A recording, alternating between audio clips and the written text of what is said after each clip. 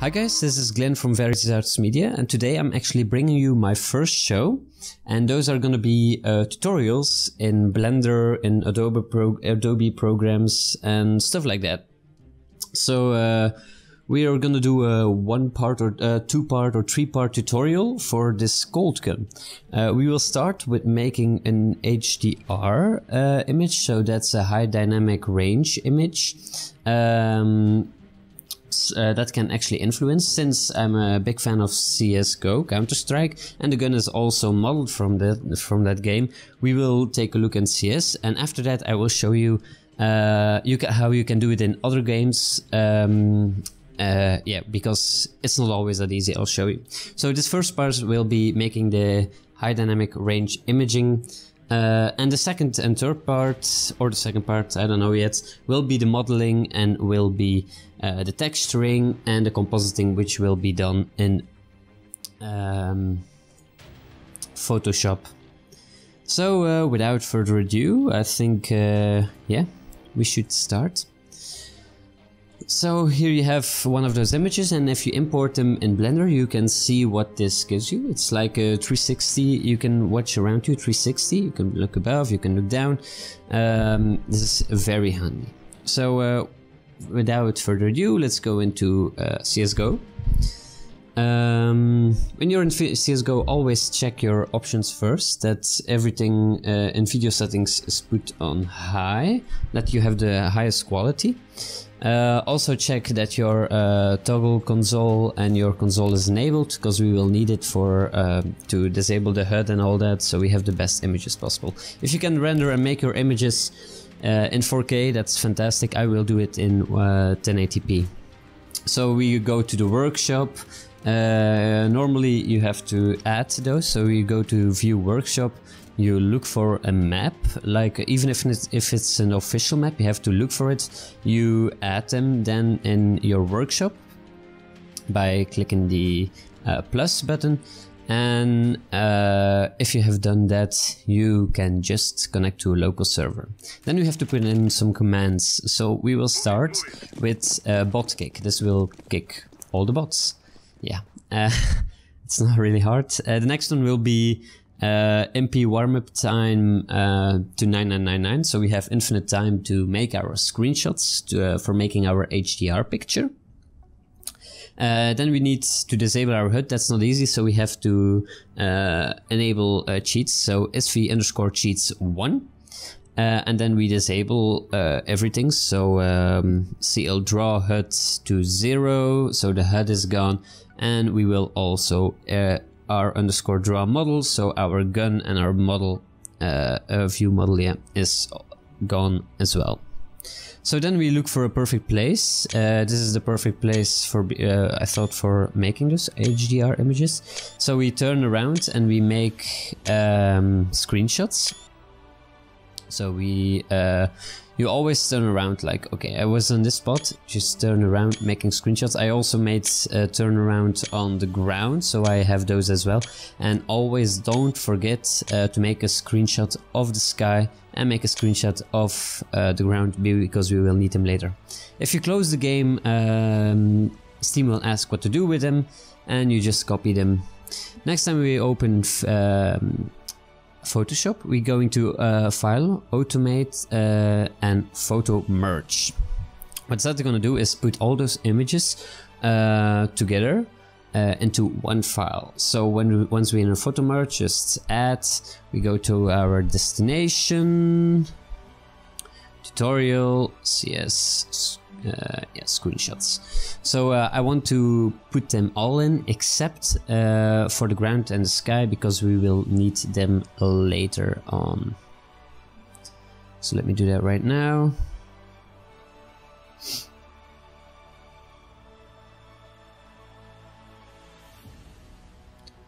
Okay, then when it's rendered, you have this image. So you see that it's blended all together, but we have the same parts to the left and the right. When you have an HDR, that doesn't fit. It has to, the end has to be the beginning of the next part. So we are gonna cut this.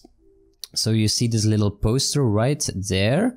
We are actually gonna cut it to the beginning, like that. And at the other side, we will actually do the same, but we will delete the image of that side. So I'm gonna do that right now. Okay, perfect. Now this is just a panorama. We need an HDR picture. So Ctrl E to merge them all together. And then we go to filter, distort, polar coordinates. We do rectangular to polar. And this will make it like, you know, round. So what we have to do right now is to put our sky in there. So to do that, we are gonna put the sky in. We're gonna save it first. That's always important.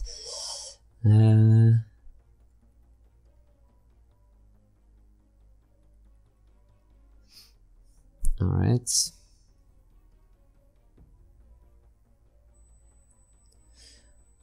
Okay, and we are gonna add a layer mask to that image. Yeah, right there. So what that does is actually you have a layer mask, so you can, if you put black on that layer mask, it actually deletes it, but without deleting it.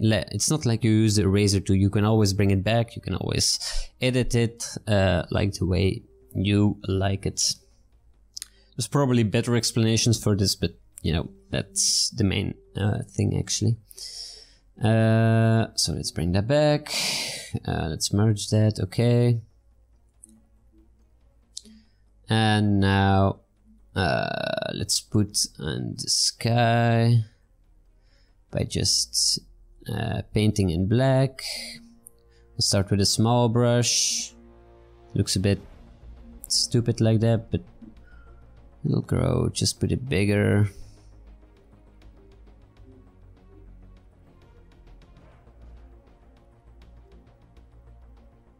I'm doing this real quick for you so you guys can see, but you know, normally you put a lot of time in this.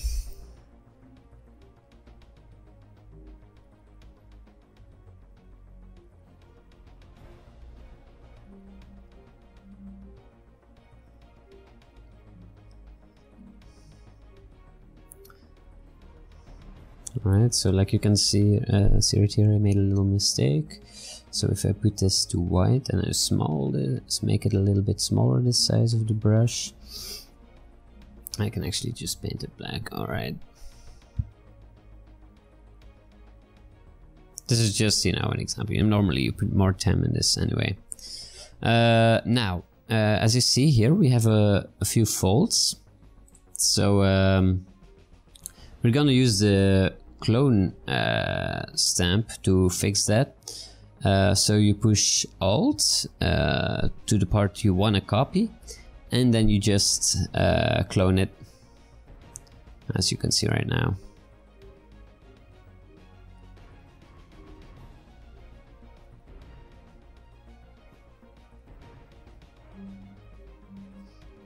Okay.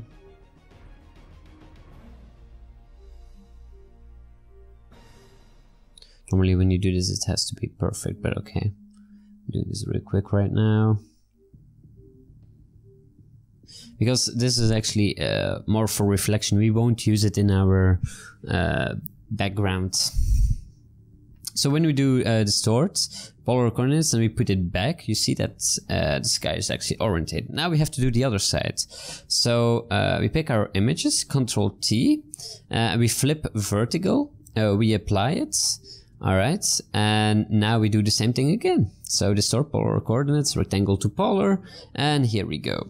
Now we have the floor. Now when you see this floor, which I opened up, you see that we actually have a few shadows, and we just want to delete those. So we are going to use the same clone tool again, just to delete those right here. Yeah, just quick. Okay. Next thing we do is just duplicate layer to the final HDR. Okay. Let's put a layer mask onto that and actually do the same as we did with the first one.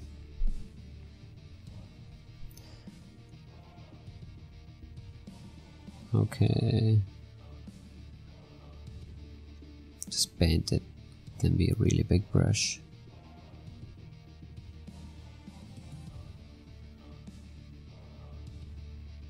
Make sure everything is visible in the picture.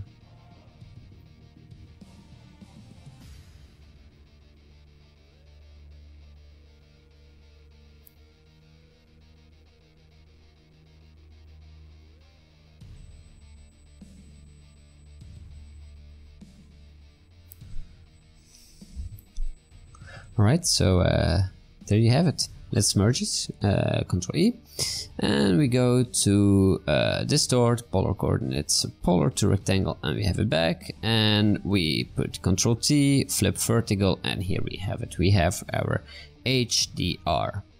Alright.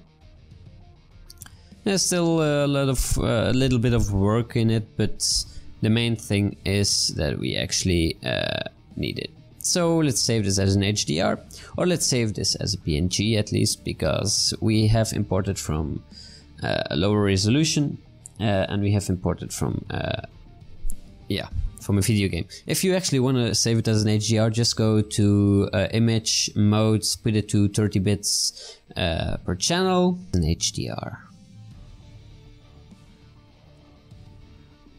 Right here on the radians, HDR.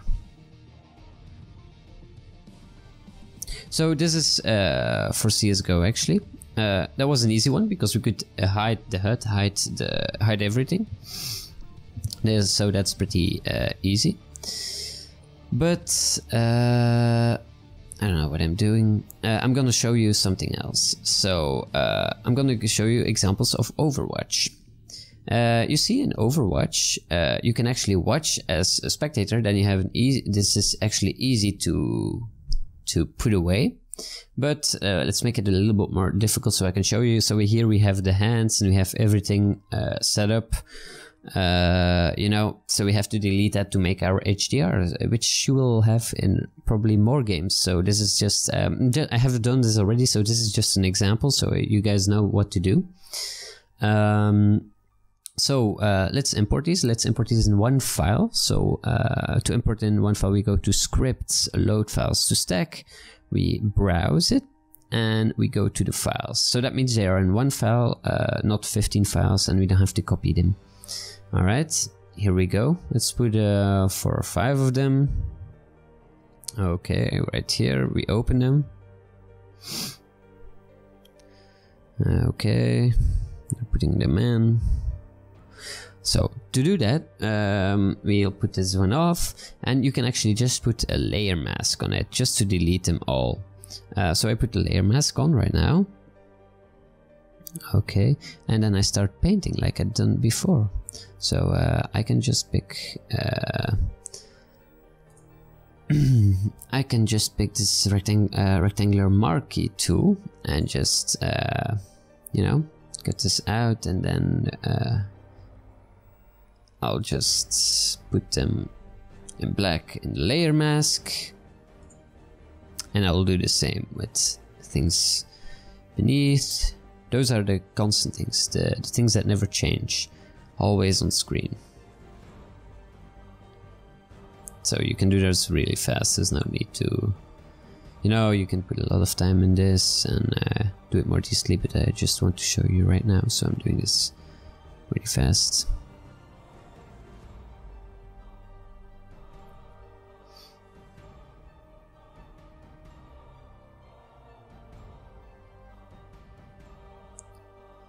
Selection, here you go. So this is the image. Now we have this annoying dot in the middle, which we will delete as well. I think 40 will do, I guess so. Yeah, Okay, it's deleted.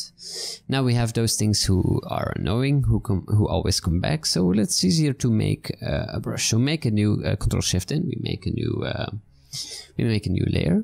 We use the elliptical marquee tool to make a circle, and we use the rectangle marquee tool to make a square beneath it.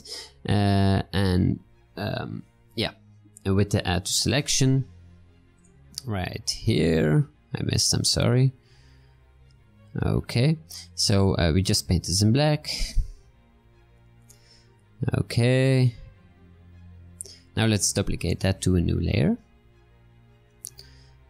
Duplicate to new layer.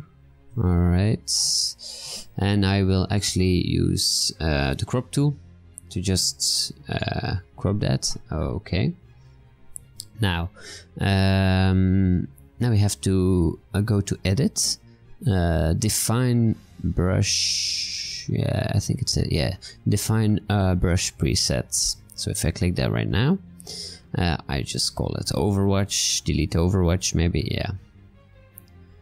Okay, I can close that, and I can, yeah, we don't need that. I can actually delete that layer as well.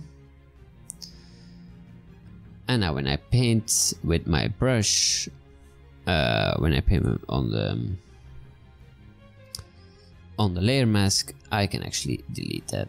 So if you click Alt and you click on the one below that, it actually copies it. You would think that a map is easy, but we will export all of these layers as one image. So we don't, normally you export them as one image, the file, but here we're gonna do it, every layer is gonna be a separate image. So hey, they won't take the vector masks of the folder, okay? So you have to Alt and just push it down, and then you have them on everyone. All right, let's delete that group. And now we have to individually go over the things that are not in the screen. So we pick our brush that we made, we delete it, we go to the next one. Oh, I made a fault. All right, we delete it as well.